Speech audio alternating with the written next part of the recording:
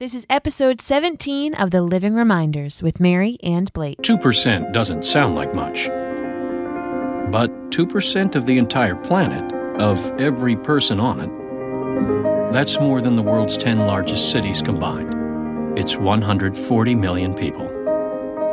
And like that, they were gone.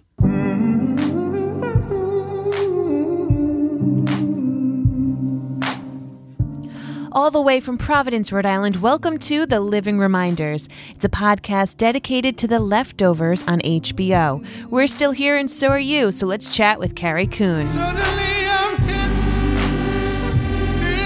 It's the darkness of the dawn, and your friends are gone, and your friends won't come. So show me where you fit. So show me where you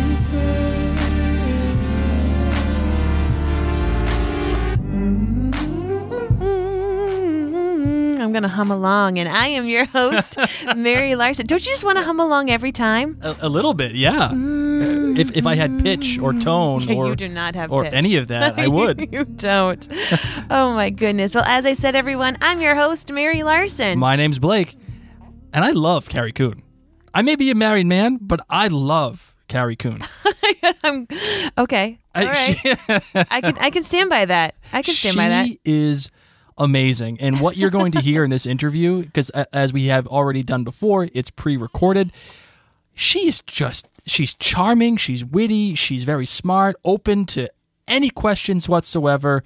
And she has some really, really interesting things to say about the character Nora Durst, and almost like this split personality that she kind of has with her. It's great. It really, really is. This is a fun interview. I'm so excited for you guys to hear about it. So just as a reminder, this is part 3 of our 3-part Emmy Series Interviews. If you haven't had a chance to listen to the other 2, please take a look back at our first one, which was with Ann Dowd. And then our second part of this series was with Christopher Eccleston. So you can either listen to them on iTunes or through our website, thelivingreminders.com, or on Stitcher. Any major podcast app that you can think of, we're on it. So you can find it all there. Man, I'm just excited for this interview. Are you ready to get into it? Oh, I am. Oh, let's bring on Carrie Coon. Let's do it.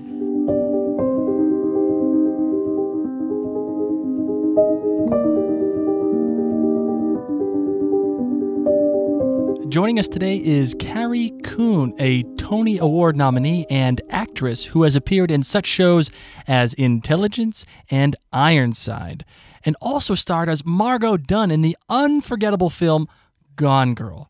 But we all know her as the enigmatic yet vulnerable Nora Durst on our favorite television show on HBO, The Leftovers. Carrie, thank you so much for joining us on The Living Reminders today. Thank you. First question is, how did you come to The Leftovers, and what was the casting process like? Well, I had just been nominated for a Tony for Who's Afraid of Virginia Woolf, and I had been sort of recruited by a larger agency, so I was going on a lot of general meetings, and I had met Ellen Lewis a couple weeks before the audition came up, and she's a Chicago gal, and she had me come in and tape for a couple of parts, actually, and then we got the call about a week later, I suppose, that Damon wanted to meet me for the role of Nora, and I expected I would have to do the sides again, but actually what it was just to sit down with Damon in Ellen's office, and we just got to talk and get to know each other a little bit, and I got to hear a little bit about his process and hear how smart and passionate he was about what he was doing, and he was also interested in meeting me because he pays attention to his actors, and if he's interested in an actor, that changes the story for him, so I think that's a very important part of his process is meeting us. And I expected after that meeting that I would have to jump through some studio hoops, get approved by HBO and what have you. But in fact, a couple of weeks later, I got a call that I had the part. So I didn't have to do any additional testing or hoop jumping, which was pretty shocking to me because having been very new to television, I had heard all these stories about the sort of casting process, ultimately when you have to test for a pilot or whatever you have to do. And none of that happened. So I still haven't been through it. knock on wood.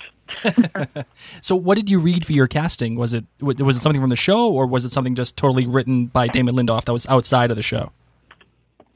There was a scene between Nora and Matt, and it ultimately turned into that scene that Chris Eccleston and I do in, what episode is that? You guys know better than I do, probably episode 2, maybe. And there was a scene, I did the scene from the Meg scene, where she slaps the GR outside the house. So I read for Meg and for Nora. I think there was one other Nora scene, but I actually don't recall what it was. Well, speaking of Christopher Eccleston, we actually had the pleasure of interviewing him just recently, and he'll be on our show as well. But what I want to know he's from delightful. Oh, he's the best. And what I want to know from you in one word, if you had one word, how would you best describe Nora and Matt's relationship? And ultimately, what was it like to play that with Christopher Eccleston? One word to encompass that relationship? Oh, my. That's why it's difficult. So difficult. Is it a cop-out to say fraught? No, I'll accept fraught. That's okay, too. And what was it like to play that relationship with Chris? Was it something that came easily? Of course, was it hard? Yes, because Chris Eccleston is an exceptional actor. And because he's a listener, and he's changed by what you're doing. And that, to me, is very much what happens in the theater. I mean, Chris is a theater guy, and I'm a theater gal. So I feel like we meet in that space, somewhere that feels very theatrical and very much like being in a scene on stage together in a wonderful way. And he's so giving. Even when you're shooting your coverage, Chris Eccleston is giving you 110% of what he would have given you in the scene during his coverage in a scene. So it's an incredibly generous act to work with Chris, no matter what the content of the scene is. And I just find him to be as generous as you would think. He's just a really generous actor and a generous person. Your character in that relationship in the book was extremely different from the TV show. What, if anything, could you pull from the source material? You know, I'm a big believer in research stuff. Whenever I'm working on a play, I tend to do a lot of reading. I kind of come at things generally from a pretty intellectual place. So I actually find that even though so much of that material isn't in the show, it's sort of like if you were building a model of Nora, then the book material that you never see is sort of the spine. So you may see Nora's face and her voice and her hands, and you never actually get to see her spine. But I feel like the information that Tom Perrotta gives us in the book is so useful. You know, for example, you get a lot more information about her relationship with Doug, and you have that great scene with Kylie when she confronts Kylie at the dance, which of course we didn't get to do. But for me, when I have to shoot that scene in our show, even though you only see Nora slumped against the lockers, you don't know what's happened before she got to that place. So in my mind, that scene with Kylie could very well have taken place at that event. Does that make sense? It makes perfect sense, actually. So I feel like it's actually such a rich world to play in. And I think it's tremendously useful. One of my favorite scenes was that beautiful one in the coffee shop where Nora decided to push the coffee cup off the table. And we talked with the writer. Yeah, we talked with Kath Lingenfelter about this scene, the writer for. Oh, interesting. Oh, yeah, and we actually referred to you as Honey Badger, and I'm not sure if you're familiar with that. I was wondering why that started. Somebody did tell me I was being referred to as Honey Badger, but I didn't realize it started. It was us. That was us. Oh my God, that's amazing. We just said Nora's Honey Badger. Honey Badger don't care. I'm just going to push off this cup. Oh my gosh, that's amazing. Well, now you know. Now you know the source. Wow, I am floored by this, that you actually heard this. This is amazing. Oh, I did. What it meant for Nora, it was interesting because when I read that detail in the book, this was, of course, in the show, this was very early in the series. This is, I think, one of the first times we see her in the television series. And I remember reading that and thinking, Damon, what's going on here? What does this mean? And I wanted to have a conversation with the writers about it. And I had some idea, but it was really helpful to talk to Damon because it sort of affirmed what I was thinking, which is there is an affirmation of her identity in that act. She knows that she's not going to get in trouble in this community, because she knows everyone's looking at her and she knows they're all thinking of her and pitying her. And I think she finds it quite amusing that she can knock over a mug in a coffee shop and somebody will apologize to her for it. And it's a kind of, masochistic impulse, because it just continues this feedback loop of identity, her identity as grieving woman, as ambassador of grief in this town. And it's a pretty punishing identity to take on day to day. I mean, she intends it to be, I think, sort of punishing. In my interpretation, really entertaining, really amusing how people will behave around her. It's just, they behave in these really irrational ways, and I think she finds that sort of fascinating. So with that in mind then, how important is Nora's identity of Nora Durst to her? Is that something that she refuses to let go? And why do you think that is? Well, I think we all do this. I know that, for example, my grandmother didn't work. One of my grandmothers didn't work. And so she identified for most of her life as a wife and a mother, period. Now, not to be reductive about the woman that she is. She's obviously a really complicated person. We all are. But her primary identities, the way she related to the world, were through the lenses of wife and mother. Now, Nora Durst, up to this place in the story, her identity has been that. It has been wife and mother in suburban America. And then suddenly that is yanked from her. And what is she left with? Well, the only thing she's left with then is grieving woman. And so I think having clung to the identities of wife and mother for so long, once they're taken away from her, I think that's a tremendous paradigm shift wherein she doesn't know who she is anymore. And I think that would be true of any one of us if we were suddenly thrust out of the roles we're accustomed to playing. It's a really disorienting experience.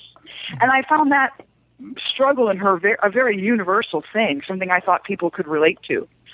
I read the book Wave by Sonali Daryanagala. I'm going to butcher her name. God bless her.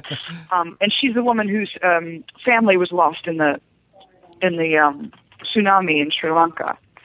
And she lost her 2 children, her husband, and her parents in a matter of minutes, really. Wow.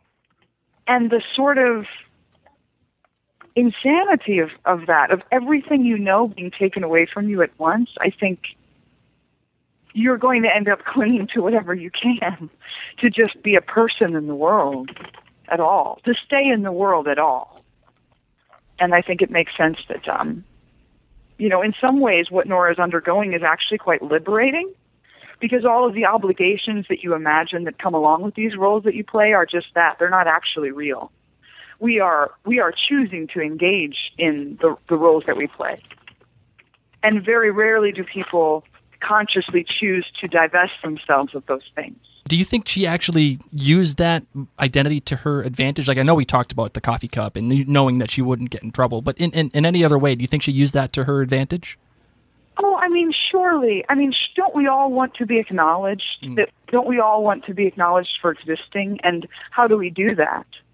I think most definitely she is performing grief out in the city, and I think that it's very much, like I said, it's a performance of grief to get attention. Because at least if somebody's paying attention to her in whatever capacity, whether it's apologizing to her because she knocked over a glass or looking at her with pity, at least she knows she's alive. And I think that's just about the only thing she has right now. Did you read the script alive. for a guest and immediately know that it was going to be one of the best critically acclaimed episodes of television in 2014? Oh, my goodness, no. I read it and thought, oh, shit. This is going to be really hard. I can't believe they trust me to do this. Because as I said before, this was my first television series. I had done guest star spots, but that's a day of work. I had never worked 12 days on a television episode with those hours and with this kind of emotional arc. I just had never been through that before. And Gone Girl, you shoot Gone Girl for 3 months. That's very different than shooting basically what amounts to a short film in 12 days. Wow. So I was terrified. And also exhilarated and And it was, but no, at no point did I think, well, this is going to be one of the most acclaimed episodes of TV this year. That never occurred to me. I'm maybe there are actors who think that way, but I don't know any of them. You didn't read it and say, "Watch out, world, here I come." Yeah, no, I mean, gosh, I'd kind of like to meet that person and talk to them. If you find them, let me know. Honey Badger is putting Hollywood on notice right here with guests. No, I personally loved that episode. I found that it was definitely for me one of the most intriguing episodes of television that I have ever seen, and you really came through, and it opened my eyes as to what kind of an actress you are and what you bring to that role. And you spoke about Gone Girl, and you were wonderful in that as well. But you made such an impact in Guest that I had a hard time seeing you as anything else other than Nora Durst. It was difficult for me. Did you find? Have you heard that at all? I mean, no, but I'm sure it will. I'm sure it will start to impact me when I try to get another job. When all they want me to play is like grieving women, which women are asked to play all the time anyway, long-suffering wives and whatnot. So I'm sure I'll have that problem once Leftovers is over. And by the way, my grandma always wanted me to do comedy. She's like, I want to see you do Born Yesterday. My family thinks of me as quite lighthearted and funny, so this is all very perplexing to them. and by the way, it's in no way a fault of yours. It's totally mine because. Oh yeah, no, thank you. Oh yeah, I take it as a compliment. Oh, I take good. it as a great compliment what you said. Great, because you just sucked me right in, and it was awesome. Oh, thank you. You're welcome. And with that said, I had great material. I mean, what an extraordinary thing to have given you. With that in mind, we had this really unique job with the departure benefits, and something that I really didn't expect. And there was this really cool instance where everybody that Nora interviewed answered or checked yes to the question 121. Why do you think that happened? Now, do you mean why does Carrie think that happened? Is that what you're asking? Yeah, why not? Let's see what Carrie says. Well, what I find intriguing about that piece of the episode is that that's one of the reasons I think our show is engaging to the kind of people who are interested in those questions of faith and eternity and grief. Because I think an episode, I think that requires people to sort of say, that's interesting. Well, how would I have answered that question? And why would all those people say yes to that question? Is it about them, or is it about the person they lost? Is it about me, or is it about, what I think the person I lost was thinking? So I think it's just, I hesitate to answer it. I mean, in my personal life, I'm sort of on my own trajectory in terms of my faith, which I was raised Catholic, and I've certainly done a lot of questioning of that. And I'm not really sure where I land right now in my spiritual life, so I couldn't give a real concrete answer to that question. But I love that my show is asking that question. Mm-hmm. We actually had this great theory that Nora was checking yes because that's what she wanted to believe for her family. And oh, wow, that she was just doing regardless of whatever anybody said, she was still checking yes. That's very interesting. I'll have to ask Nora about that, to confront Nora and see if that's what she was up to. I like this split dual personality. This is great. This is great stuff. Speaking of split personalities, there was also this unbelievable scene. Have you ever seen a crazy of a scene as the one with a hooker, a gun, a bulletproof vest, and Slayer playing at the loudest decibels possible? I mean, certainly not any scene anyone was asking me to do. Maybe that's a fault of our industry, but no. I mean, that was certainly a wild thing to read, and of course, knowing the book and knowing that the most extreme Nora's grief gets is riding her bike a lot and watching SpongeBob SquarePants. This was quite a departure from the book. Pardon my language. Perhaps I'm misusing that word now. This is quite a departure from the Nora we meet in Tom Perrotta's novel. This is a much more active and extreme process that she's going through in order to hit this reset button and sort of start to feel again. So it was very intimidating, and I was wondering what viewers would think about it. But I take great comfort in the idea as an actor and as a person that basically anything you can imagine, somebody has done. And I think that's really important, that we go headlong into those moments in our art, because I believe in that. I believe that somebody has done that. Somebody's doing it right now somewhere. So we hear that there was a little story behind you yelling at the author in the bar at the drop conference about how you decided to go off script and sit down at the bar to finish your drink. So we wanted to know what that scene was like and how that ended up happening. Well, that's so interesting, because I remember, first of all, you guys, I'm sure, have also heard how sick I was during most of that week. And I can't remember exactly where I was. No, we didn't know you were sick. I might have been... Oh, I was really deliriously ill while I was shooting. We were shooting in a hotel, and during the lunch break, I would just go pass out in one of the rooms, and some, PA would bring me a hamburger, and then we'd get back to it. And then every time we were shooting, they'd have to put an apple box for me to sit down on in between takes, because I was really ill, which is actually wonderful because you really get out of your own way. So I think I was kind of coming out of my delirium when we shot that scene. And I remember trying it two ways. I had the suitcase, right? I'd been lugging the suitcase the whole shoot. I was ready to burn that suitcase when it was over. And at one take, Carl Franklin wanted me to take the suitcase, and another take, he wanted me to not take the suitcase. So I think that might have happened on... I'd have to look at the scene again, but I think I don't have the suitcase, so I went back to get it, and the martini was sitting there. And who leaves a perfectly good martini sitting on a bar? Nobody in my family does. So that was just, that was really the only thing that that was different. I mean, I find it so interesting that people have latched onto that as being such an inspired choice. I love that. I mean, I love how people respond to that moment, to that impulse. But it certainly happened because I had a wonderful director who was really trusting and sort of left space for those things to happen, if that makes sense. The reason why I think people latched onto it, because it just feels like Nora. It just feels like something that she would do and say, F you. Yeah, Honey Badger. Once again. Honey Badger just yelled at you in the middle of this hotel room or hotel lobby, and I'm still going to finish my drink. Drop the mic. Oh, I love that. I love that so much. Well, that's incredibly flattering. Thank you. You're welcome. And speaking of that drop conference, there was also you had some fun with one of those loved ones. And what do you think was happening in Nora's mind at that time? Was she trying to live somebody else's life? Well, I actually think of it as hearkening back to something I said earlier in the conversation, which is about what's actually happened to Nora, if you think about it in a way that goes beyond grief and loss, is actually a kind of liberation. Mm-hmm. And in some ways, I feel that having been sucked into this expected life of suburban housewife, nothing wrong with it, but that's just what she's been living. We get to see Nora we get to see like college Nora. I feel like those things are in her, and they have been sublimated for a long time because of the life she's chosen.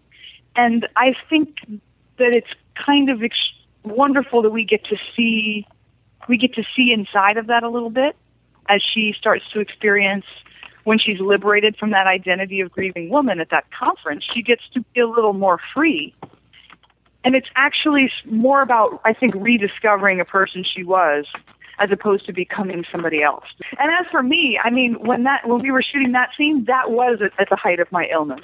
So that just felt like I was dreaming. That was the craziest day of my life. It's like, there's an orgy and now I'm going to hump a mannequin all in a day's work. But I was so deliriously sick that it felt like maybe I was not awake. Oh, my goodness. So And Carl Franklin came over to me and he said, okay, on this take, this was the humping the mannequin take. Carrie, this take, I think we should really go for it. You just really go for it. And so we did it. And then he came back and he said, okay, I think that's as far as we can go. So that was really kind of great. We're approaching Game of Thrones level here. Stop it. Now, I want to know more about the scene with Holy Wayne. I want to know if it was as beautiful on set as it was on our screen, because that was stunning to watch. Oh, thank you. I have to say, I think it was, and the reason it was is because of a few things. A, Patterson Joseph is an incredibly charismatic and present actor. And he made that scene much easier to do because he was so present with me. Secondly, or B, I think I said A, so we'll say B, our crew was extraordinary. We were up in this building in New York on some city block, I think on the Upper West Side or something, and they were so quiet and so respectful in between takes. They just sort of sat inside of that energy with us, so they were extraordinary to help us hold that space in the way we needed to hold it. And then also, C, Tom Noonan, he's the tall, gangly ambassador for Holy Wayne in that scene. He's kind of a great old New York theater guy, and man, he's got such a mischievous and generous, sort of soulful energy. And the two of them, being in the room with both of them, along with a crew who was so incredibly focused and so willing us to do our best work, it was just the right combination of elements to make that, I think, a really special scene. And of course, being inside of it, you never know what something is going to look like. So it was very gratifying when it came out that people actually, that it seemed to provoke an emotional response in the viewer. I was very satisfied to hear that because you just never know. Well, I think what sold it most was when Nora asked, "Will I forget them?" referring to her family, and it was it was so innocent and so vulnerable. I think people really latched on to that. And whether or not Wayne's powers worked or not, or if it was just a Band-Aid, it seemed like it allowed Nora to get into a relationship with Kevin a little bit more. Yes, it's interesting you bring that up because I believe that we hold a lot of our emotional traumas in our bodies. Mm-hmm. And I think one of the things about Nora in that particular moment is that she hasn't been touched in a very long time.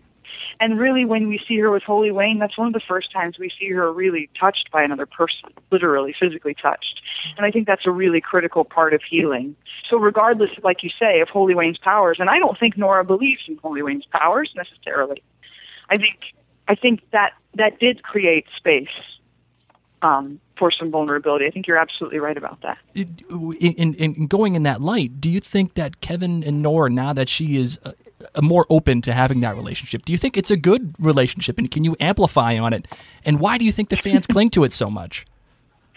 I think what's good about their relationship is that it's starting in a pretty honest place, in a pretty authentic place, because they're so... They can't really start from anywhere else right now. Everything's been taken from them in the world physically. So I think any relationship that starts in that place is probably in some ways healthier, no matter how messed up two people are. So I actually think it's probably the only kind of relationship that would have any chance of being successful between two people that are that damaged. You had a lot of emotional scenes throughout the season, but none as riveting as the scene where Nora discovers her family of loved ones. How did you get into that mental place to perform the way you did? I have to, again, give some credit to Wave, that book by Sonali Dharanyagala, because it's so unsparing in its description of her loss and the insanity following her loss and the sort of the deepening of it even 10 years later, just how present that grief is in her life. And the way she describes the moment when someone described to her how they found her, which was with no pants, spinning around in the mud, just spinning. And that image was so haunting to me. And I wanted to try to honor her description of some of those things, which are, if you read the book, it's a really visceral book. You can't help but be impacted by it. But it's kind of remarkable that this woman is still with us when you realize the extent of what she's been through. So if you can, I guess I was able to open into that a little bit, into feeling compassionate for her.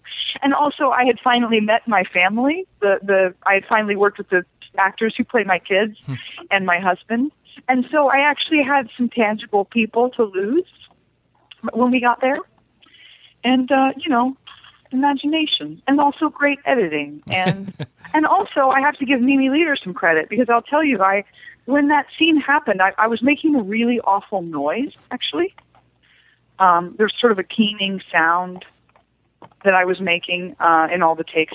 We probably did that about 8 times or so, I think. Oh my and God. Mimi decided to take the sound out, which actually made it more powerful. So I have to give her credit as the director of that episode for making that very powerful choice, which was not my choice. So it just goes to show how everybody working together can make something even more impactful than it might be, without all those people making a contribution. So. I can't believe you did that shot 8 times. I mean, and to eventually... You got to get some coverage. Yeah. Well, to get to that place and have that reaction, is that something you just had to be alone and say, okay, I need to be here? We were shooting in a house, that was an actual house. So I was upstairs alone in between takes just to kind of keep myself, because, people have jobs to do downstairs. There's a lot of moving around. There's a lot of equipment. Everyone's trying to do their work. And so I would just take myself upstairs, and then when they would sort of tell me gently they were ready, and they would let me come down the stairs in my own due time. And so that was great. Once again, I just feel like I was given a lot of space as an actor. No one was rushing you, and no one was, laughing or stealing focus. I mean, our crew was always really focused, and our cameramen were always really quiet and willing us to do the best that we could. And they were just as involved in wanting it to be honest as the actors were, and that was an extraordinary set to work on in that way. In your final monologue, which was gorgeous, Nora writes to Kevin that she has to move on, but she doesn't want to forget her family. She can't let them go, but she still wants to move on. Why can't she let them go, do you think? Oh, I don't know that we ever let go of the people we lose.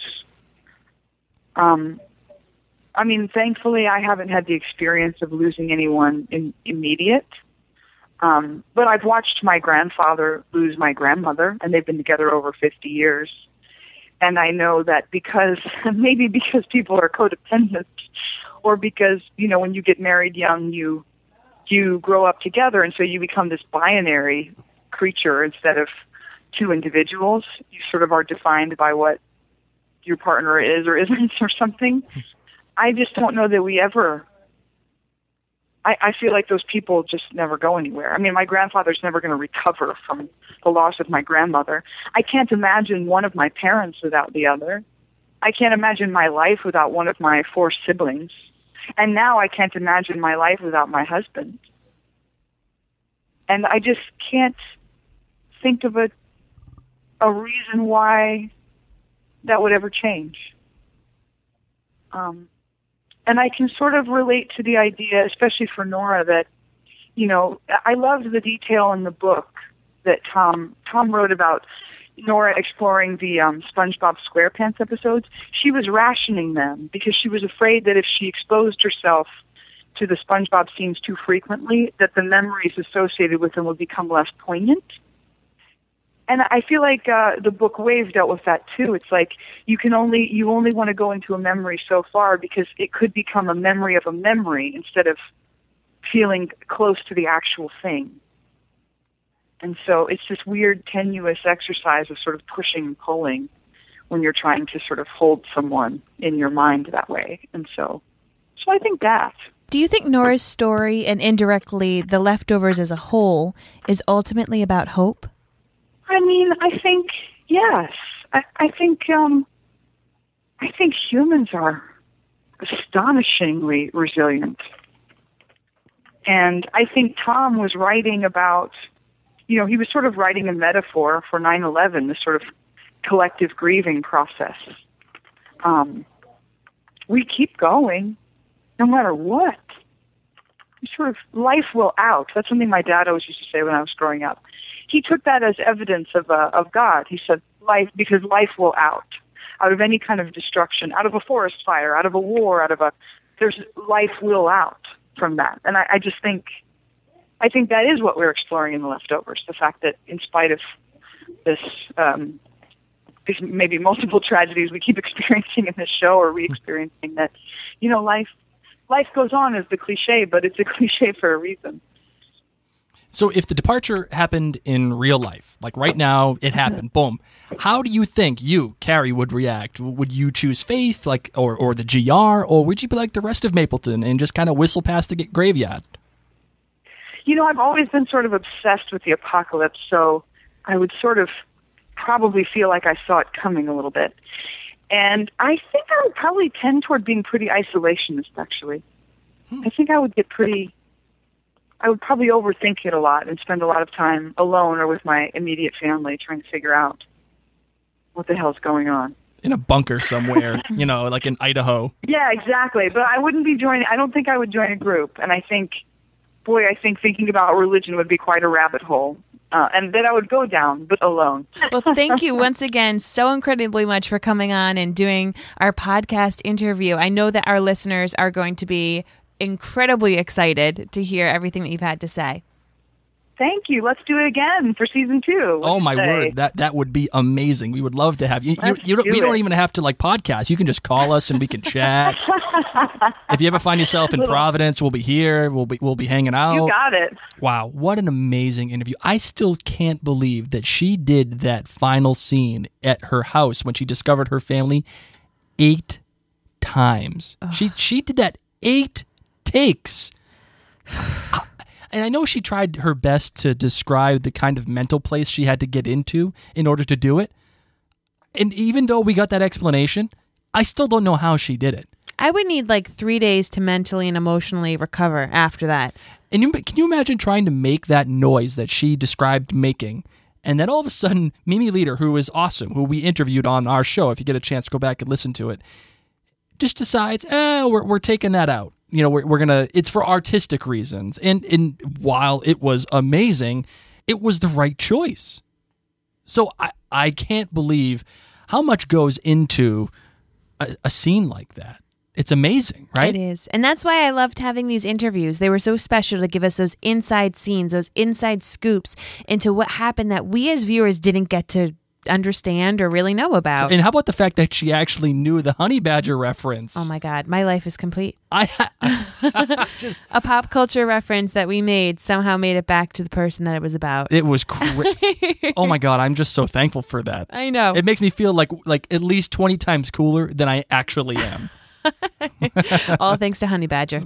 All right, my love. Before we close out the show, we have to give thanks to HBO, Carrie Coon, of course, and also a good friend of the show, Brian, for helping us out with our questions. We couldn't have done it without any of them. So, would you like to close out the show? Yes, you bet. All right, let's do it.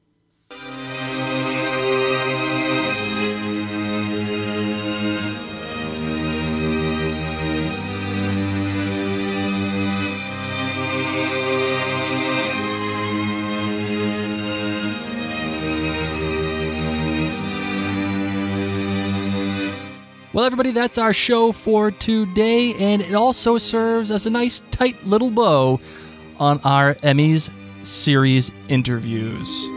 Yes, it's unfortunate, I know, but we'll be back. We'll be back next season for season 2 of The Leftovers, and trust me, don't cry because it's over. Smile because it happened. Oh, so sweet. Dr. Seuss is the man. He's very smart, and if I can quote him at any time, I will do my best to do so. That was Dr. Seuss? That was Dr. Seuss. No idea. My boy's wicked smart. Wow. Wicked smart. Well, in the meantime, if you're new to the Living Reminders podcast, or heck, if you just want to revisit and listen to those interviews and listen to our show recaps, you can at thelivingreminders.com. thelivingreminders.com. And you can also find us on social media. So we will be making sure that you know of any and all updates that HBO sends out about this show. You can find us on Facebook, on Twitter, and on Instagram. The handles for those social media sites are Living Reminders. Just one word, no spaces, Living Reminders. And if you like email, you can reach us on livingreminders@gmail.com. And you're going to want to catch us on iTunes. So If you feel like you want to give us a 1-star rating or a 5-star rating, trust me, we prefer 5 stars. That's what I would like most. Please, if you like these interviews and you want to help support the community and get more people to recognize the leftovers, give us a 5-star review and make us happy. It might make my night or my week. Also, you want to stick around, like we said, for the upcoming season this fall. We'll have a lot of recaps and analysis, as well as many more interviews, I promise, with the key members of the show, just like this one you've heard and the past 2 you've also heard.